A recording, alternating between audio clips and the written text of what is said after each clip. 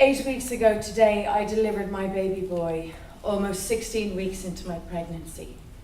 My placenta was low-lying and I experienced heavy bleeding day and night from 9 weeks.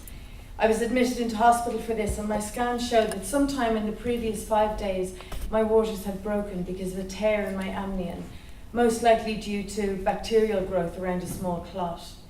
So on a Wednesday morning, my consultant told me that my baby would not survive, even if he made it to full term. I had no infection yet, but the risk was high. I was in shock and enveloped by grief, but the cruelest part was yet to come. I would have to wait until either my son's heart stopped beating or until I developed a life-threatening infection before they could induce labour. So I waited. For 4 days, I waited in my room for a doctor to come and do my daily scan. I watched my baby move and suck his thumb, and I heard his tiny heart beating. He was alive, but without amniotic fluid, his fate was sealed. And then on Saturday night, my temperature spiked. For hours, I shook and vomited and bled as my immune system battled to protect my body and his.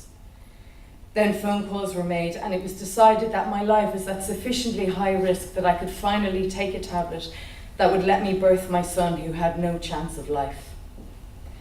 I am grateful that I got to give birth naturally with my family around me, that I wasn't sent to the UK for an abortion. But it is absolutely wrong that the only reason I got this opportunity was that my life was at risk. The Eighth Amendment took any choice away from me. The loss of my son has torn me apart. I ache for him. The grief is all-consuming. And still, the worst part of this whole experience was those 4 days waiting. Hoping that I would hear his heartbeat, but hoping that I wouldn't.